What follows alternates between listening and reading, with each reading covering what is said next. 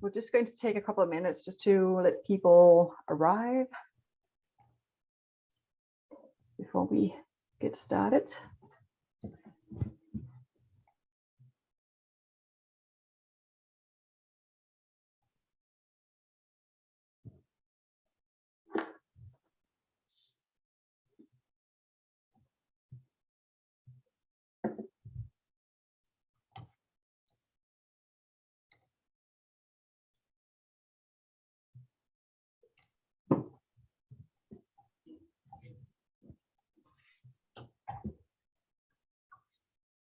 So Lyle, where are you joining from today?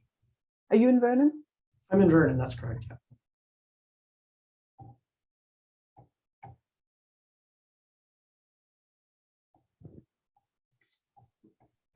Now about yourself? Revelstoke. Oh, okay. Not far, not far at all. No. Have a little bit of snow today. What about you? Not today, no. Last couple of days we've had a few centimeters. Yeah. The hill needs it. Yeah, yeah. No, I'm waiting for a little bit more snow as well, so I can hit the Nordic trails. I think everybody around here, you know, yeah, just waiting for a little bit more snow. But yeah, that's the ski hill at least is fully functional and fully open, so that's good news for Revelstokians. Yeah, just got quite a few people kind of signed up, so we'll just wait like another minute before we kind of start.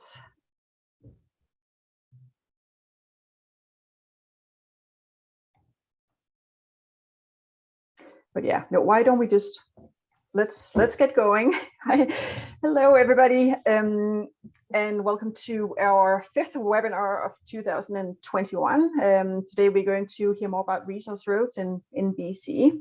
So thank you very much for joining us. My name is Louise Peterson. I'm the Executive Director of the Outdoor Recreation Council, and just very briefly, for those of you who are not too familiar with the ORC, I'll just see if I can kind of switch to the next slide. So the ORCBC, so we are a charitable umbrella organization. We're composed of nearly 60 organizational members representing the broad and diverse spectrum of outdoor recreation user groups in BC, including paddlers, snowmobilers, hikers, mountain bikers, equestrians, quad riders, four-wheel drives, recreational anglers, and nature interests. And I'm sure we've got a lot of members here today, and hopefully a lot of people who are not yet members, but maybe after today you'll consider joining us. So just a little bit about sort of what we do. So our mission is that recreation and outdoor places are valued as essential to healthy individuals and vibrant communities, and that every British Columbian has access to meaningful outdoor recreation experiences. And we advocate for access to and promote the responsible use of BC's outdoors for public recreation while building bridges between our diverse membership. And one of the things that we also do is that we provide educational opportunities for our members, but also for the community at large, like we are doing here. Yeah, so actually, I do have a poll that I was going to see, just to kind of find out a little bit about who you are, all of you who are out there. So we've got around 61 people who are arrived so far. So maybe just let us know, you know, who are you? Are you with an organized recreation organization? Are you just interested in recreation and resource roads? Are you with an environmental organization, with a provincial government, local government, an indigenous nation, or something else? I think that would be interesting for everybody to know. It would definitely be interesting for me. So just give that like another moment.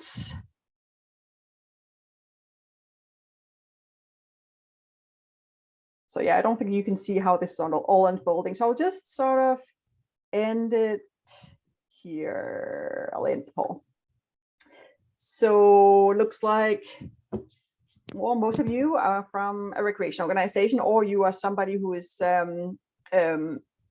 just interested in recreation. Sorry, Lyle, can you see this? I can see it, yes. Oh, okay. I'm not always sure like what I can see and what everybody else can see. Got a few people who are member or part of an environmental organization. We've got several people with the provincial government, local government, and others. So that's great. Also, I am interested in knowing whether you are a member of the ORC, or maybe your organization is a member of one of our members. So maybe just very quickly.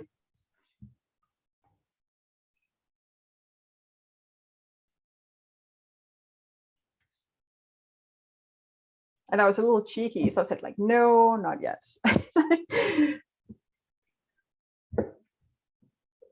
So, and of course, like not everybody's eligible to be, an organizational member of the ORC. So that's okay too. Yeah, so got quite a few that are members of the ORC, and some that are not yet, and some are not sure, and that's totally fine. Okay, well, let's get on with this. So we are here to talk about resource roads in BC. As all of you will know, we have a lot of resource roads in BC, around 600,000 kilometers of roads that are considered resource roads. And while they were built to develop, protect, and access BC's natural resources, a lot of us rely on these roads to access communities for rural economic development, and they provide vital access to many recreation, to trails and campsites, and they're used by the recreation community as an integral part of BC's trail system. So whenever we kind of get into like deactivating resource roads, we are also very aware that there may be implications for trails and for communities, including a loss of accessibility. So we've invited Lyle to tell us a little bit more. So through this webinar, we're hoping to learn more about public use of resource roads, different types of resource road types, different resource road types, tenuring, maintenance obligations, road user information, and the process that resource roads are closed and deactivated.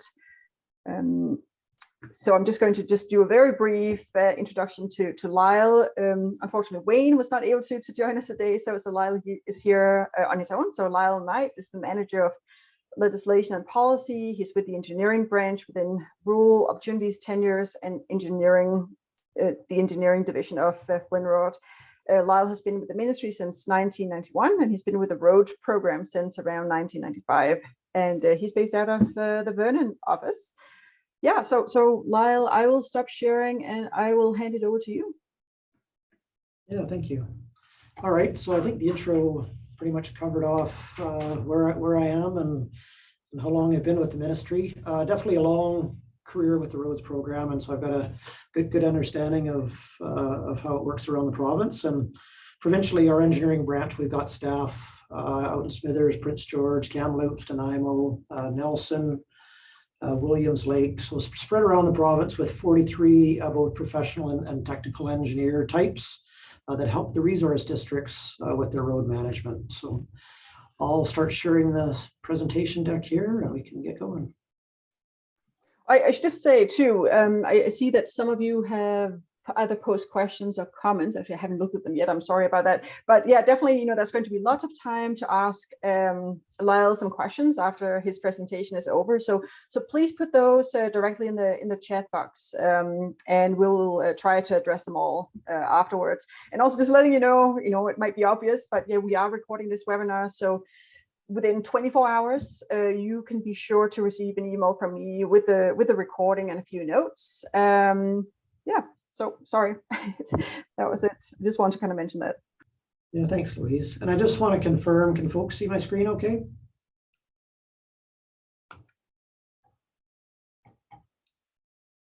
If you could just note in the chat, that'd be good. Oh, David Smith has raised a hand. So David, did you have a question? Or maybe he's just saying that he can see the screen. Okay, good. I think audio is working as well. I'm getting some yeses, so that's great. Thank you. Okay, as Louise mentioned, I was expecting Wayne Hagel to be able to join us as well. He's the senior policy analyst for engineering branch as well. Wayne headed off to Puerto Vallarta this morning for 10 days, so that's okay. I get to lead this presentations.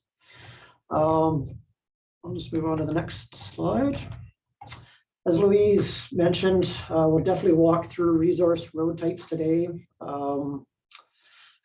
Focus in specifically on Forest Service roads, maintenance obligations for those roads, public use of resource roads. Just gonna tidy up my screen here a bit. Wilderness roads is a big category, which I'm sure you'll be interested in, as well as the public use of the roads and how the Occupiers Liability Act factors into that whole process.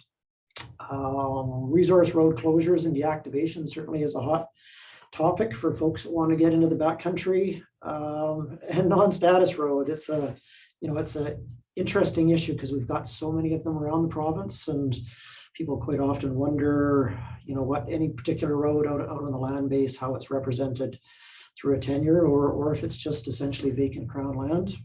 And then we'll talk about some road user information at the end.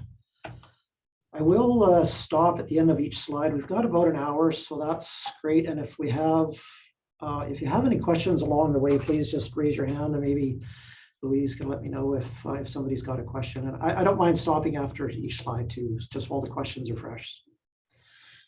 All right, so this slide came out of the 2015 Forest Practices Board report on resource roads.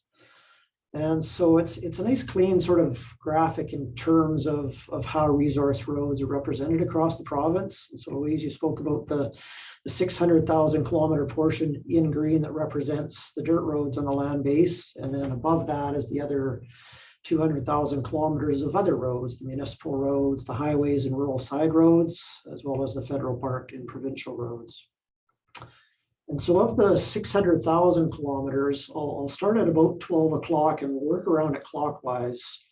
And so right at the top, and so just understanding that graph represents the 600K, and I don't have the exact numbers for each except for Forest Service roads. So you've got those deactivated haul roads that are out there on the land base. They might have been road permit or road use permit roads. You've got roads on cut blocks, which obviously represents a pretty big component. Those are the ones that are issued through the cutting permit or timber sales license. They're the roads on the blocks and quite often deactivated or even permanently decommissioned at the end of the harvesting operations. Quickly grow back, they're often replanted. The next section is the road permit roads. And so these are the haul roads that industry has that are outside of the Forest Service road category. They receive a separate tenure, so they have their cutting permit, and they also get a road permit. So the road permit gets them to their tenure when they're not using a Forest Service road. So that's the road permit section is a pretty good component. It's my understanding it's probably just over 100,000 kilometers worth of road permit roads out there. The next subsection, so the two darker green sections, the BCTS managed haul roads, as well as the FLNRORD managed Forest Service roads. That whole component there is about 58,000 kilometers. And so those, if BCTS builds a road to get their timber sale license, they have to create a Forest Service road because it's being built by government. And then the others are managed by the district manager. So either permitted out to licensees under road use permit and they take over the maintenance obligations, or else it's held by the district manager essentially in stasis between industrial operations. So I'll stop on that one. Is there any questions on the bar graph?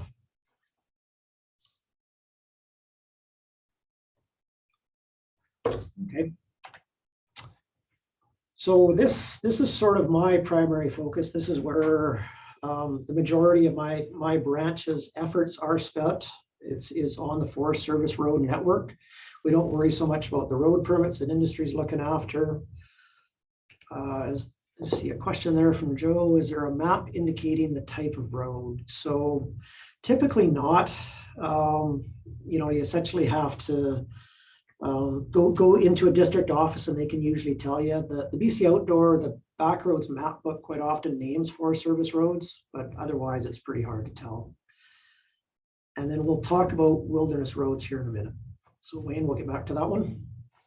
So the Forest Service roads as the 58,674 kilometers are the primary subset of roads. Those are established under the Forest Act for the purposes and functions of the ministry.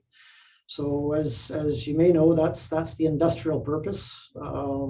It allows for those roads to be constructed, maintained, and deactivated by the ministry to provide for industrial use. And that's a pretty key concept as we go through these slides. They're built for industrial use, they're managed for industrial use, and at the end of the day, they're deactivated in a way that ensures environmental protection and user safety at the end of the day. So if the ministry is asked for a road permit from a tenured licensee, then we must issue a road use permit when requested by that client. And then they're assigned road use permit duties.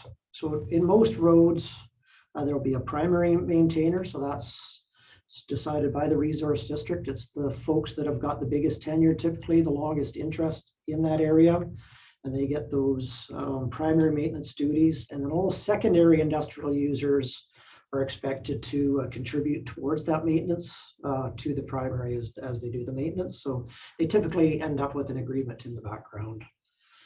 So when not under road use permit, the ministry must maintain the Forest Service road to a minimal standard, and with the priority being on those roads accessing rural communities, rural residences, and high value recreation when we can, but it's definitely the priority is based on the communities.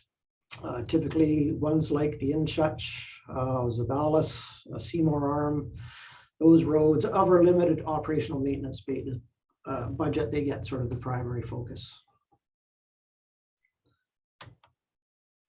So the obligations of industry come from the Forest Planning and Practices Regulation. So only those folks who are authorized can construct, maintain, and deactivate a road. Under Section 72, the person who constructs or maintains that road and holds the road use permit must ensure that roads and bridges are structurally sound and safe.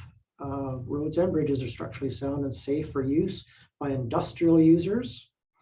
And so that's another sort of important concept. They're not grading those roads for recreationalists. They're not grading them so somebody can get their BMW in and out of Seymour Arm. It's to make sure that those logging trucks, those industrial vehicles can move in and out safely. And so they must maintain that road until deactivated. And so this is where the wilderness road concept comes in.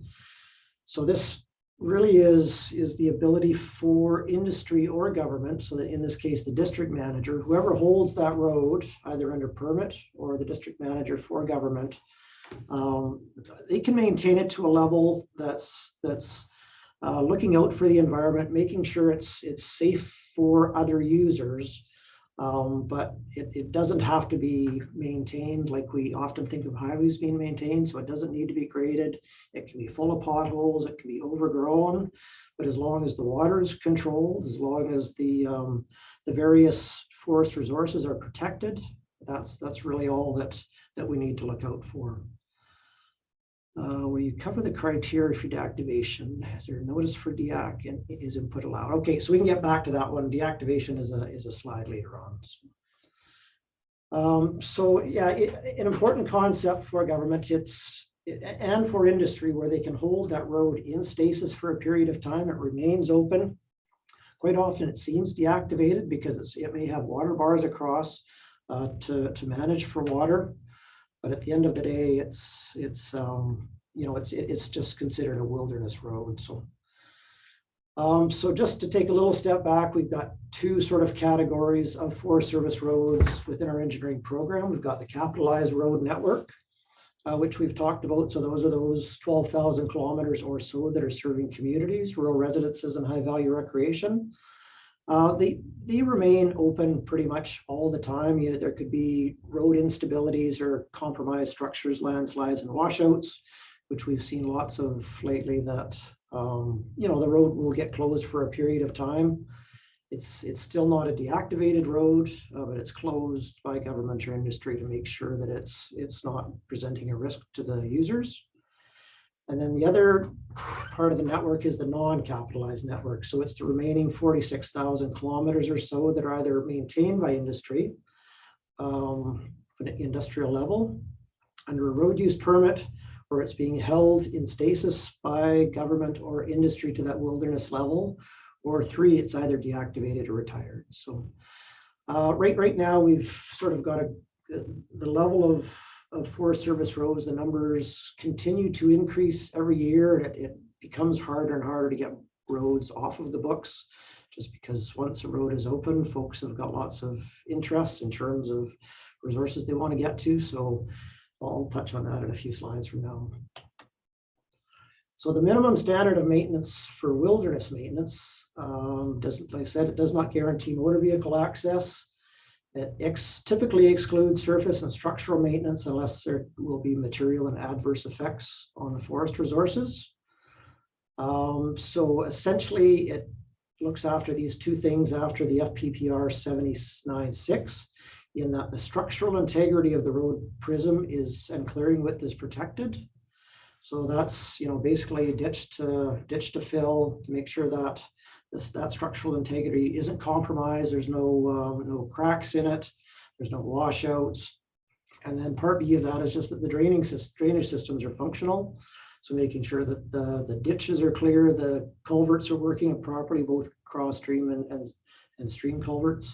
Make sure that the bridges are solid. But that's the limit of wilderness maintenance. So there really is no expectation that roads, and especially non-capitalized roads, will be maintained beyond that point. Capitalized network to get to communities and rural residences, a higher level, but the wilderness roads, non-capital or a lower level. So I'll stop there. I've been talking for a bit. I'll have a quick drink here, and if there's any questions, let me know.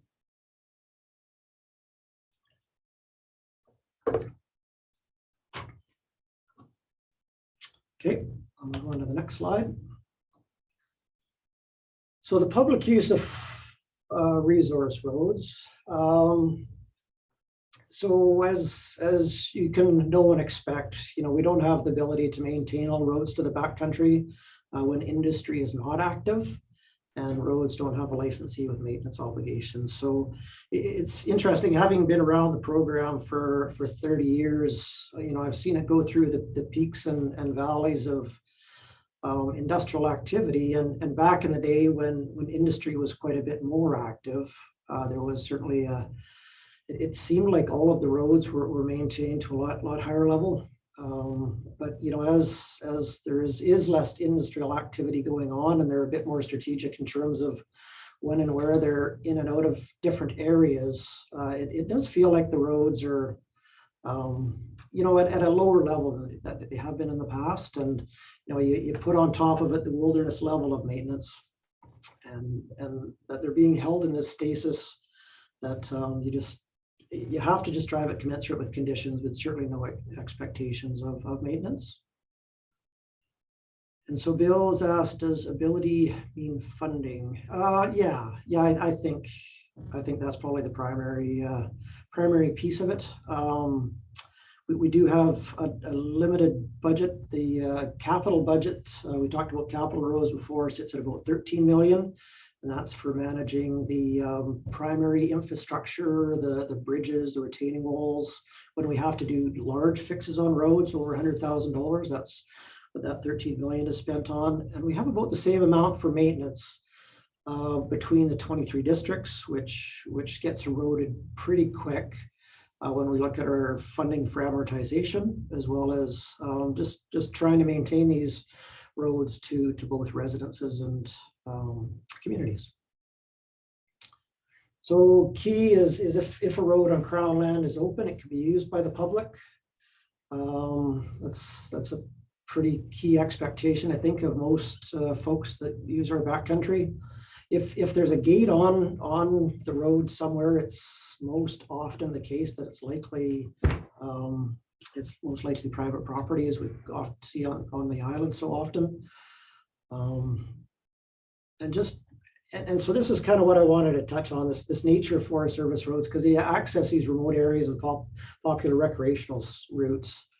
They're quickly identifying as being beneficial to communities, for places like Revelstoke, where folks want to come and get out in the backcountry, get out to Frisbee Ridge or Keystone.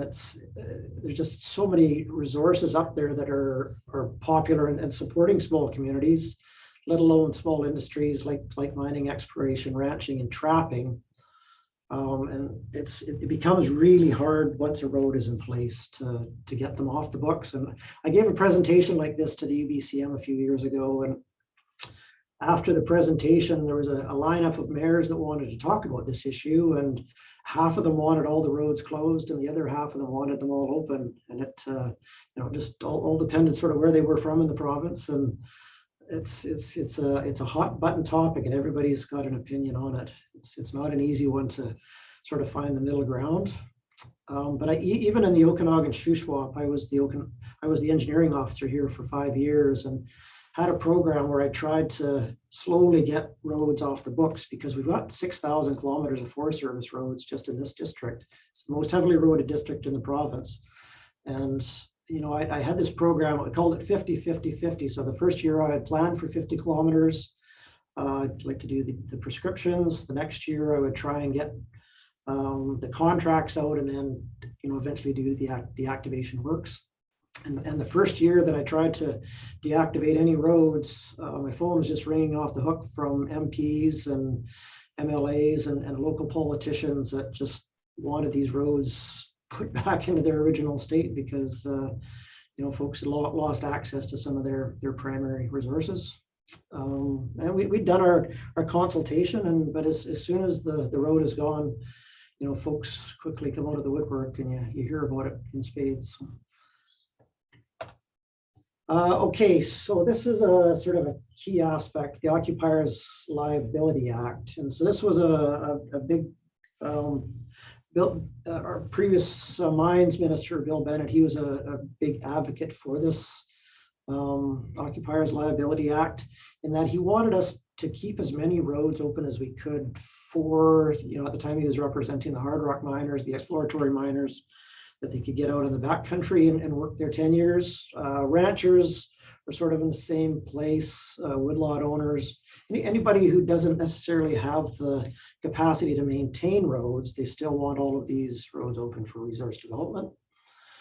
And so what it does is basically says, anybody who enters onto a premises, and the various tenures or crown lands of any kind, is deemed to have willingly assumed all of the risks that the occupiers of those premises is subject to, only to do the duty of care that's set out for those occupiers. So basically it's saying, if you're going to venture on a crown land, you're taking up some of your own liability to do it. You own the risks on it. You have to drive commensurate with the road conditions. You're going to make sure you're well prepared and all those sorts of things. But within Section 3, the duty that falls to the permit holder, either the road use permit holder, road permit holder, or to government, is that A, we're not going to create a danger with intent to do harm. And so, we're not going to go out and decide to repair a culvert on a Friday afternoon, and you pull the old culvert out of the ground, and then it's 4 o'clock and everybody heads into town for dinner. You can't leave it wide open without putting up some blockages in front of it. And then the acting with reckless disregard to the safety of the person. So this is where, if we hear about a washout, we've got a duty to go out and actually close it off, or actually make the repairs necessary to make it safe again. So as long as we're not doing harm and are acting with this reckless disregard, then it really falls to the user of the road to own the rest of it. So in terms of resource road closures, the district manager may allow for the continued motor vehicle use of a wilderness road when all of these conditions are met. So the access can be accommodated at a minimal cost, so that the costs are lower than actually deactivating the road. So we'll keep it open if it's got wash bars, if it's brushed in, if it's got water bars and a washboard, we'll continue to leave it open. But as soon as it's got that blown out culvert on it, as soon as the integrity of the road surface, if there's fractures in it, tension cracks, we'll take efforts to either go out and fix it or close it And if the cost is higher than we have the ability to at the time, we'll likely close it until further notice. The motor vehicle use of the road won't adversely affect the forest resources, property, or other non-forest resource values. So quite often roads get muddy in the spring and get closed down just because the water is not being controlled or the runoff from the mud is affecting other resources. Yes, and so that next one kind of speaks to the mud boggers and the big trucks going up and down the road. As soon as you get trucks going on those soft roads, they will damage the structural integrity of the road prism, and it quite often becomes more expensive to rebuild the road. And that public health or safety is an acceptable level. So as soon as it's deemed unsafe, then roads will quite often be closed. And in terms of deactivating resource roads, when a Forest Service road is no longer required, it'll be deactivated in a planned manner that considers future access needs, road user safety, cost efficiency, and values at risk for damage or loss. So again, it's never an easy exercise to get roads deactivated. Most forest plans, they talk about their long-term deactivation plans, and they'll be available through the district offices. So you can see when roads are slated to be deactivated. And so deactivation, quite often it's a really fuzzy line between what road has actually been deactivated versus what's sitting in stasis as a wilderness road. The key really is the barricade at the front of the road to prevent motor vehicle access other than ATVs. So over time, that pile of dirt slowly gets worked down. Folks come out with their shovels and knock it down so they can drive their 4x through. And eventually, between seasons and rain, the pile gets smaller and smaller. And pretty soon it just seems like a bump in the road that you can continue driving up a road. The bridges need to be removed. Log culverts and stream pipe culverts need to be removed as well, just to ensure a natural flow of stream channels and just making sure that the road prism is stabilized. So in steeper areas, that'll quite often mean drawing back the oversteep and fill and putting it up against the cut slope. Quite often that'll close the road off.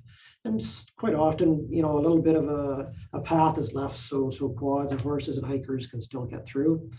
Place like a pine flat where, there might have been that bump in the road at the start of it, and there might have been some water bars put in, but, essentially it feels like the same road with a few rough patches in it. So Kevin has asked, can you clarify what closure and deactivation means for foot, cycle, and equestrian travel? Yeah, it's a tricky one in terms of recognizing that we've got about 60,000 kilometers of Forest Service roads plus all of the 100,000 K of road permit roads and other roads that get deactivated through liability funding. It really just comes down to sort of a case by case basis.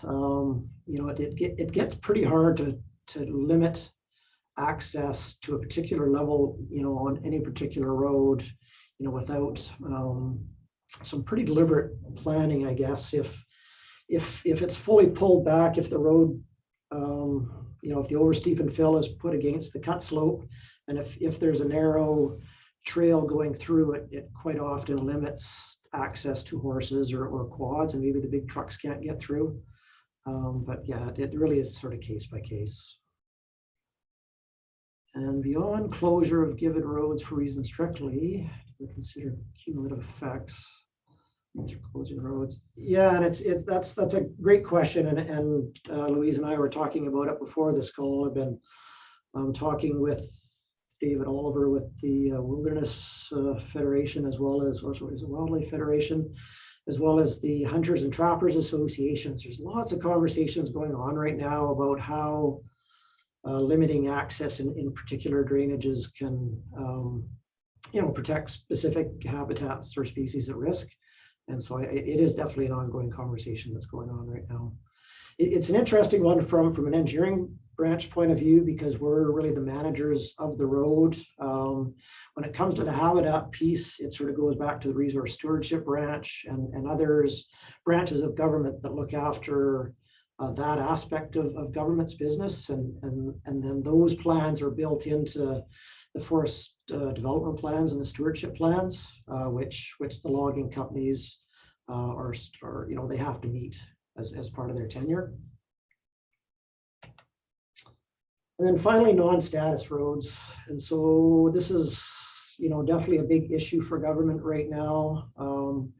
They're essentially vacant crown land. And so, they're not covered by any form of government authorization. Quite often those deactivated or abandoned roads that were either once Forest Service roads, roads under road permit, old cut block roads, Land Act tenure roads, oil and gas tenures, old fire guards or roads to access into old firefighting efforts. So in that 2015 report, the Forest Practices Board estimated there was about 100,000 kilometers of resource roads on maps that don't have any attributable status. And the conditions are highly variable across the province and not tracked. So they might be passable, and quite often they can be a safety or environmental liability for government. And if that's the case, quite often, if they're brought to our attention, we do have a liability funding pot where we'll go in and take actions to fix them if they're going to be impacting downstream values or immediate values at the site. And so Joe was asked, what is the recognized hiking trail the REC's serviced by a forward? Oh, okay. Yeah, so if there's a, I've had this quite often actually, especially out in the Monashees for this area that I looked after here. The roads that go up I think it was the North Fork to get into the Monashees. There was a series of bridges that were, basically had reached their lifespan, and each bridge replacement was, going to be somewhere between $150,000 and $250,000. And so without a tenure to offset the costs of that bridge, government doesn't have a pot of money to provide that continued access into the Monashees, despite what a great hiking resource it is, and that I use quite regularly. And so in the interim, we had to pull out those bridges and put in temporary, either walking or ATV type structures, but it was closed for a period of time. And it's, it rotates around the province as industry moves from tenure to tenure. And like I said from the beginning, they are industrial roads.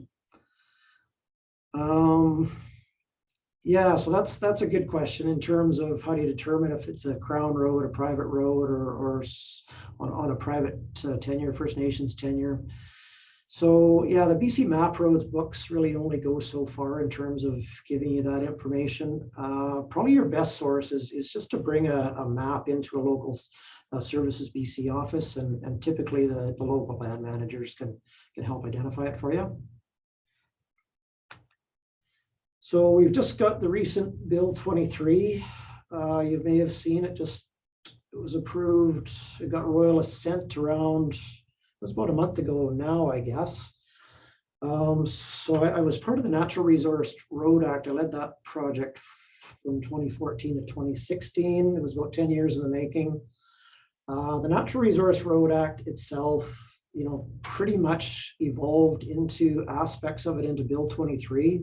So there never was a Natural Resource Road Act. At the end of the day, it was seen as a bit too much of an omnibus bill. It was trying to do too much for too many. So we've rolled sort of as much as we can into it within Bill 23. And probably one of the biggest ones that we're trying to get through is create road use rules for all resource roads. So you might be surprised to know that on Forest Service roads and other resource roads, it was a bit of a free for all in terms of what you could do on those roads. You didn't need seat belts. You could text and drive. You could, I think drinking and driving may have been rolled up in there somewhere as well. So the good news is we now have the ability to create road use rules for all Forest Service roads, which will be coming into effect by regulation. Hopefully sometime in the early new year. Starting from the top, the minister can now require payment from industrial users of prescribed Forest Service roads, to make sure maintenance is occurring. Interestingly enough, we could never cancel a road permit before. So even if you had someone with a tenure holder that was not a very good, not a very good person, or not doing the right thing in the bush, we could never cancel the road permit. So it made it really hard to manage those sorts of tenures. And we can order road deactivation now, which is good. We can have a date assigned to it when the road must be deactivated. There's an authority required for significant works around replacement of bridges and major culverts, construction works within the prison or connecting to a Forest Service road. So this basically says that they will need specific authority to do those sorts of works. And now they must declare when a road has been deactivated. So knowing we've got limited resources at our end, companies would deactivate roads in the bush, and government would never know that they were deactivated. Now, if it's reported in as deactivated, we can make sure that we've got a database that accurately reflects which ones have been deactivated, and kind of points back to the 2015 Forest Practices Board report. Hopefully it'll provide better data down the road. Just a few items, road user information. I think most folks get pretty handy with Google now and YouTube. So there's a few resources available out there to find more information if you need to. And that was kind of my last slide in the deck. So Bill has asked, what's our relationship to BC Parks regarding access to backcountry trailheads? Yeah, so interestingly, any BC Parks infrastructure, they're seen as high value recreation. And so if we have the resources available, definitely we'll do what we can to make sure those roads are made accessible. Interestingly enough, I just worked with John Truitt and their director over there or their executive director to come up with a memorandum of understanding between BC Parks and the local resource districts. So basically outlining a protocol where the local district engineering officers will work with local park staff and try and identify on an annual basis what their primary access needs are. And so when the district engineering officers are building their annual service plans, that they can try and factor in as much recreational access as we can. They submit their budgets up to our office, and then they all get rolled up as an overall service plan for the engineering program. So yeah, I would say we've got quite a good relationship with BC Parks. But the other one we're trying to resolve right now is if we've got a right of way through a park and a new bridge needs to go in and the road width needs to be widened and it starts infringing on the boundaries of the park, rather than having to go up through an order of council that gets approved by cabinet to try and install that new bridge, to meet the new requirements for climate change, if we can find other ways to massage it without it being too cumbersome. So yeah, lots of work going on in that front.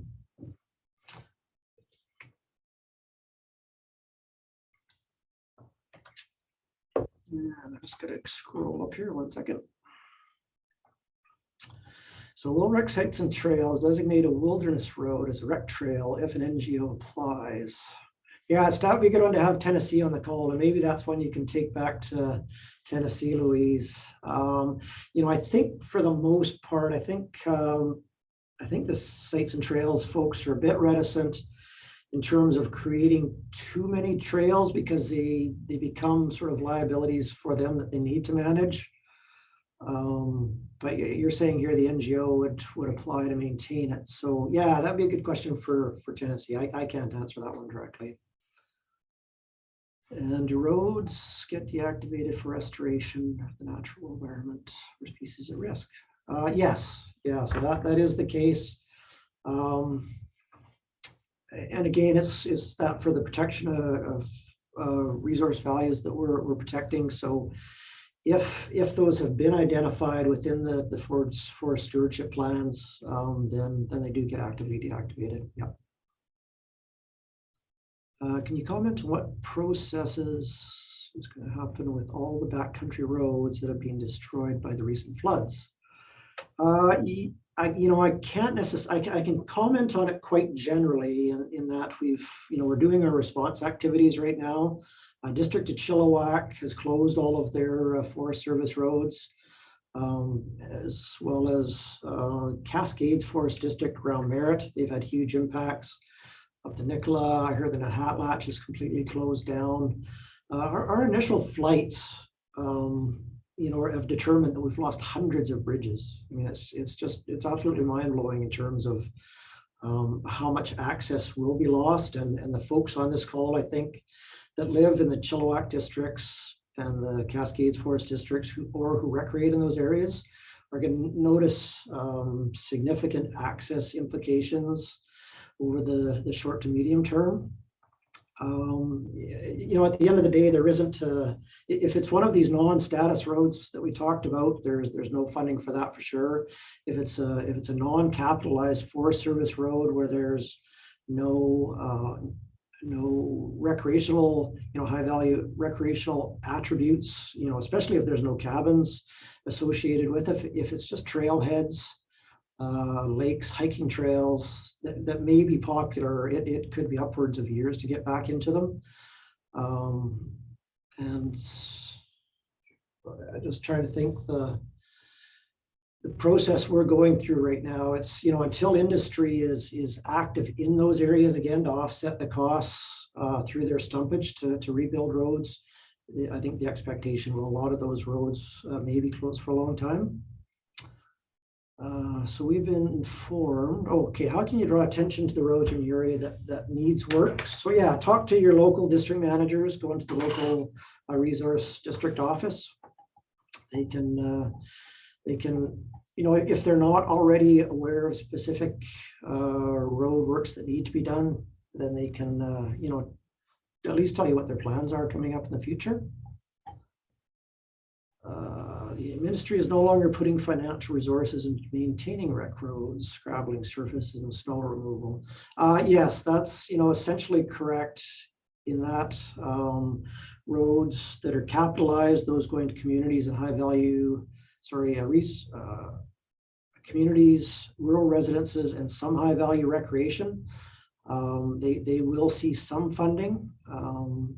But in terms of the balance, the other 46,000 kilometers of Forest Service roads, they do fit into that wilderness road category and are essentially being held in stasis until industry resumes. If my math is correct, 600,000 K resource roads, to me, 6,000 square kilometers. Yes. Not growing shrubs and forbs. Yep. How might relate to BC's carbon economy? Yeah, that's a great question, actually. And I've been working with the Forest Carbon Initiative folks on deactivation, and it's that ongoing conversation about access versus that restoration piece that you're talking about. And so the Forest Carbon folks, they're trying to plant as many trees as they can to do what you're suggesting there. And so I have started using part of my deactivation budget in cooperation with the works they're doing and trying to find projects where we can at least try and get some Forest Service roads off the books, along with the block roads and other haul roads they're deactivating. So it is a conversation, and it certainly doesn't apply to the whole sort of 600,000 K, because that's, a lot of that is there's 100,000 kilometers of non-status roads that are essentially, vacant crown lands. So you would need some method of I guess, generating revenue or coming up with a funding source to go in and do that work. RSTBC is Rec Sites and Trails BC. Seldom talking to BCDS, doing a pilot projects on resource roads, deactivating them back to the natural contours. Yeah, so that is that's a full rehabilitation, I guess, of roads, and we do that sometimes. It's not done that often, and usually is something that's prescribed as part of the forest stewardship plans. It is a higher level of deactivation, where you essentially establish the recontour, you get the coarse woody debris placed on the roads. It limits access. You can't get into those areas anymore. Typically, not even on horseback. You can hike across it if there's something really valuable at the end of it. But yeah, it's a good way to go. It certainly is good in that you can replant that, and it's quite effectively comes back as reforested. Can rec users request permit to put in footbridges on deactivated roads? So again, yeah, that would be through, typically through the district manager again. Most have rec sites and trails staff in their offices that can speak to it. Of course, the footbridges, would have to be designed to some sort of standard and be safe if it was going to be permitted in that way, which quite often comes with some engineering type costs and installation costs. But they'll always entertain those conversations. And a bridge is removed, will the ministry make any effort to provide reasonable crossings or fords for ATVs where appropriate? Yeah, you know what, I think if we're aware of the issues, I talked about that one in the Monashees where it popped out probably 3 bridges, and we did put in fords for ATVs that could get through when outside of Frechette. Quite often it's not possible because you've got bigger streams, or you've got canyons or gorges that have to be navigated. But where possible, it's always good to have the conversation to see if someone can help out in that way. Yeah. Who is eligible to apply for a permit to do maintenance works on a wilderness road? So another great question. So we quite often have this conversation with recreational groups who want to be the stewards of a petition or a particular area and go through and clean out the culverts and make sure the water is flowing appropriately. Unfortunately, most land managers, they're a bit resistant to enter into formal agreements with recreational groups, in that they're quite often a bit, they're not around long enough, and they don't have the either the financial capacity to hold the liability, because you would need some sort of liability insurance. So there's sort of a minimal cost associated with that.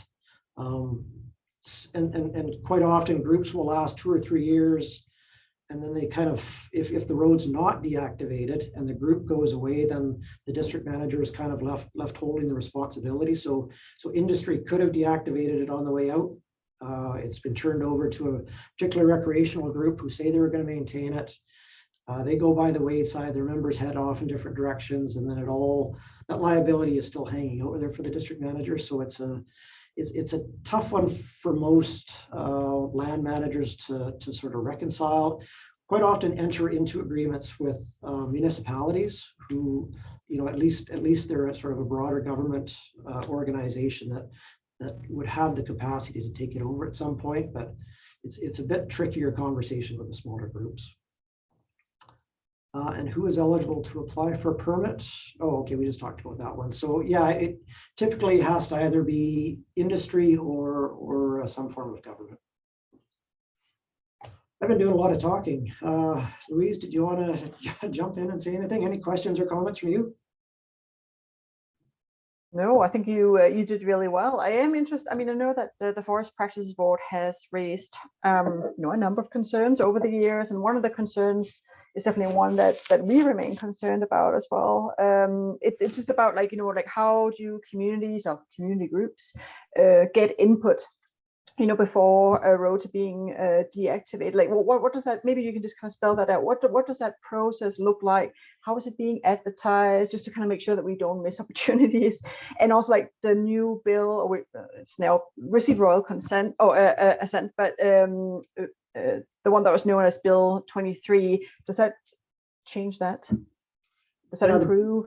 Bill 23 doesn't affect consultation at all in terms of resource roads. There's kind of what the legislative obligations are, and then there's policy, and then there's best practices. And so interestingly, and I wish Wayne was here to speak to it, I quite often ask him this because I think I've got it wrong, but it is the case that there's nothing in legislation that says consultation needs to occur when deactivating. It's part of the forest stewardship plans. They've got a set period of time. Roads are constructed, maintained, and deactivated for industrial purposes, and so they'll do it sort of commensurate with their business cycle. Policy-wise, a lot of the new like forest stewardship type plans do identify the need for consultation. And I just went through this in the 100-mile area with a bunch of BCTS roads, and as well as NORBORD now, West Fraser, I think they do have obligations to do consultation, particularly with other adjacent tenure holders. If somebody else is on that road that holds a mineral license or a range tenure down the road, that they'll speak to them about it.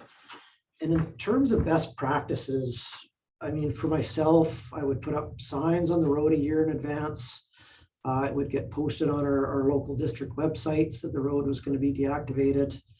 And then usually in the newspaper, within a month of when the activity is going to occur. So trying to at least get the word out there, but quite often it comes back to groups like yourselves to pay attention to the primary trail networks, the roads going into them, and look into this forest stewardship plans for the local tenure holders, and just to make sure your voices are heard.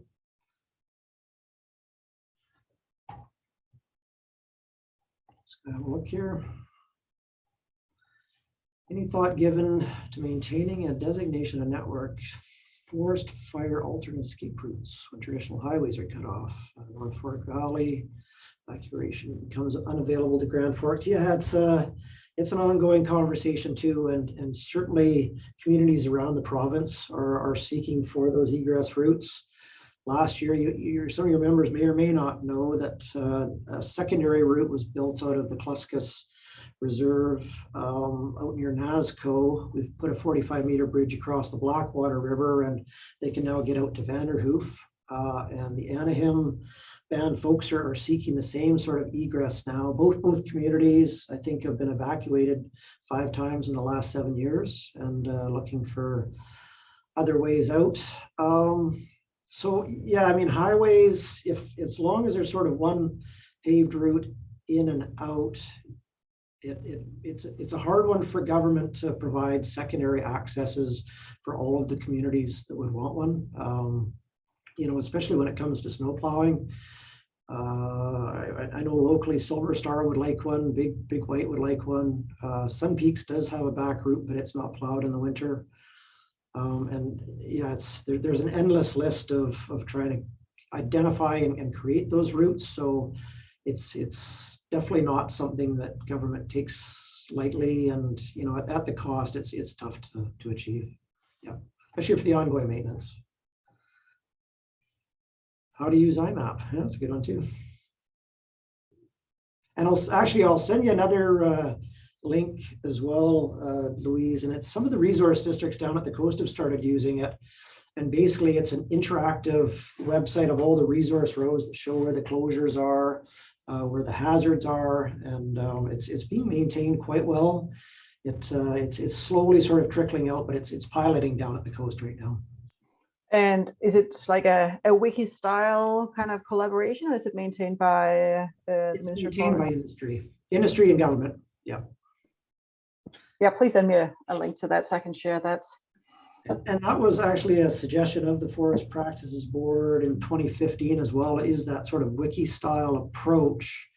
And we talked about it internally, and the risk to government is just not having the resources to be able to as soon as somebody puts it on a website that there's a crack in the road here, or a washout here, or all of these different, pretty soon we've got this massive inventory of hazards that we don't necessarily have the resources to address. And so it becomes more of a liability. It's a great idea if it could be maintained somehow, but it comes with a lot of risk as well. So yeah, I don't know if we missed anything. So Ray did raise a good point. That was like half an hour ago. Tourism is BC's #1 revenue generator and #1 employer. Resource roads are used to generate a lot of that revenue. So I think maybe, Ray, you were kind of saying that in response to communities kind of being the #1 kind of priority. But yeah, like I agree with you. That yeah, tourism, recreation definitely should be like one of the a key concern as well when deciding what to do about roads at the end of their lives. So, so yeah, Ray is kind of spelling out the investment that he's personally kind of making. And yeah, you're right, there are like thousands of people in BC that spend billions of dollars to be able to access these roads. It's kind of part of their, you know, recreation or tourism experience. So no, that was a good point, Ray. And Jeremy, did you get, did Lyle respond to your question? So Jeremy was asking, and I think you sort of did, you did actually speak to that, Lyle, what happened to the Resource Road Act? But you said this sort of got rolled into what is now known as Bill 23. Yeah, aspects of it did for sure, but it's not that omnibus bill that we were hoping to get through, sort of all things roads. But you know, we managed to get what we could into the Bill 23, and particularly, I think probably one of the most valuable things is the road safety rules. Okay. Yes, I don't see any more questions kind of coming in. Maybe let's see. Well, that's good timing. It's right at 2. Yeah. Yeah. Okay, well then with that, I want to thank you, Lyle. Thank you so much for spending, you know, an hour plus of your time to come here today, and of course, like all the preparation that you did to make your presentation. So thank you very much. So as I said before, too, you know, we are recording this webinar. We'll make sure that we send the recording and some notes, including you know, Lyle's slides and a link that he'll send me. So I'll make sure that you all receive that as well. And when I send that out, feel free, all of you, to like respond to me with other topics that you want to hear about. I mean, Wayne said that he'd like to know a little bit more about IMAP, and yeah. So if anybody else has got something that they really think that we should consider doing a webinar on, let us know. Gary, 5 questions. Let's see, there's one here that we didn't respond to. How does Rick say? So this is one from Gary. We've been informed that the ministry is, I think maybe that's the one that Gary is referring to. We've been informed that the ministry is now no longer putting financial resources into maintaining recreational roads. In other words, gravel surfacing or snow removal. Maybe we'll just let that be the last question. So Lyle. Yeah, no, and I sort of spoke to it, you know, unless it's a capitalized road network with communities or rural residences, the non-capitalized road network doesn't get funded in the same way. There's about 46,000 kilometers of roads, and certainly don't have the ability to grade, brush, surface, and snowplow any of those roads. And so those are the ones that get held in the wilderness status. And you know, you can still drive them, but it's got to be commensurate with use. They may feel like they're deactivated. They might be full of water bars, potholes. They might be overgrown, but they're being held in stasis for that period of time until industry is active again and can resume access.